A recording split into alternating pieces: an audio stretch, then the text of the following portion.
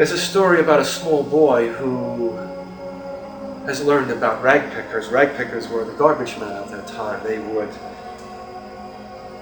come around and pick up anything, junk. And the lowest of them were the ragpickers with the greasy bags over their shoulders, the Irishmen who couldn't make it. And then there were the men with the push carts who had gone up in the world, who collected more merchandise, who had more money to spend for it. And then, of course, there were the kings, the junk men with their carriages, with their horses, with their wagons. So my father had already learned and never forgot the social classes. His mother made sure of that, his stepmother. She was from a very powerful Irish family. When I met her, she always looked like a battleship, like a Don. What she said went, that was it. She'd listen very carefully and then say no or yes. And that was it. Well, the little boy in the story is given a pot by his mother to go down and wait for the ragman. And the little boy is hoping that it's not going to be the ragman, the filthy ragman. Looks like he's going to slip through the grates.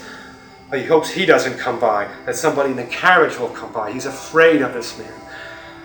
And he hears the bells and he looks up the street and it's the ragman, the oily, dirty ragman that he hates so much, that he's afraid of. And the ragman comes up to the picket fence and the boy is behind. He goes, "What do you want, boy?" And the boy said, "I want to sell my pot." And the ragman says, "How much do you want for your pot, boy?" And the boy said to him, "I don't know." And he ran back to the kitchen and he asked his mother, "What will I ask him for?" And she said, 25 cents. He took the pot and he ran back to the fence and he looked up at the horrible looking ragman and he said, 25 cents. And the man said, "I'll take it." And he gave him the 25 cents and then he gave him a penny for being a good boy. I think that's how my father went through life, at the fence, at the picket fence. Trying to be brave. I think his mother put him there and kept him there and kept pushing him when things got tough, making sure he didn't fail. It's such an immense to think of her in the kitchen waiting and how he went back.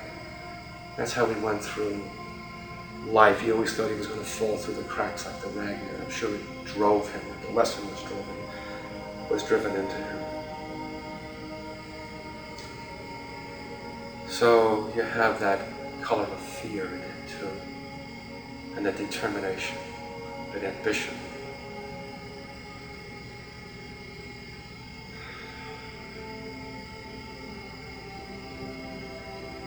I love my father. He was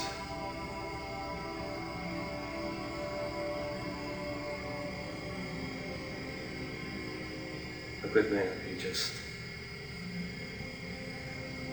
had a bad man inside him too that got out of control. It was me. And one of the sadder things is he never admitted it to us. You have to do that as a father at some stage. You have to tell your sons that you've been mean to them. You have to let them take the upper hand. You have to stop being a father. You have to let them grow, beat you up a little bit. Kick you in the ass, tell you you're just an old fuck.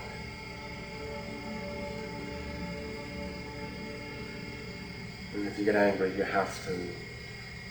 can always defend yourself, but if it comes to an impasse, you have to say, well, why don't we forget about it? We don't want to do it now. Not keep demanding that the son treat you as the father. He never did that, so that's something small in his character. I hate to think about it. Maybe he was just too scared that if he let go of all that he had, it would all come crumbling down. You know, there are two photographs in my office. One is a painting of an Italian nobleman at the age of his middle 20s, I guess. His hand on his hip looking at us from the net. I had bought it 25 years ago and loved it. I didn't know why. I was intrigued by it. It made me laugh sometimes. Until after my father's death, I was going through his belongings and found a picture of him, a big blow-up he must have made of himself around here for me. Standing just like that was my father, that arrogant, vain pose, and he was a vain man. passed on a lot of it to his son. He dressed a lot neater than I did. It was a more pressed vanity. And then in a little, right where I write, there's a little old black and white from the 30s, where he's sitting on a porch, and it's one of those stone porches, probably in one of those beach towns, Narragansett, somewhere on the Cape, wherever. And it's a blonde hair, it looks almost Polish, round-faced boy, and he has his arm around, and they're both kind of sitting there in those two-piece suits that they wore, with the kind of t-shirt look and the dark suits, and my father is so happy. Just like maybe my mother's taking a picture, maybe it was one of their dates, and he's there, he's away from his mother, he's not into college yet, or maybe it's a vacation, he doesn't have to go back to work at the library, that's where he worked as a runner all of the time, besides other odd jobs.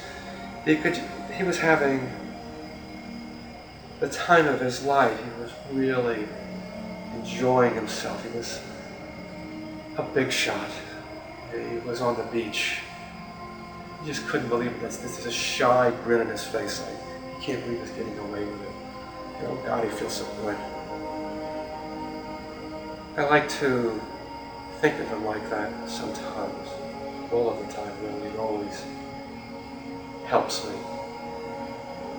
It was a time before he had to go to work to support his kids, before he got married, went through that trial, got into the army, went to war, before he had sons who would go out in strange public places and tell stories about him.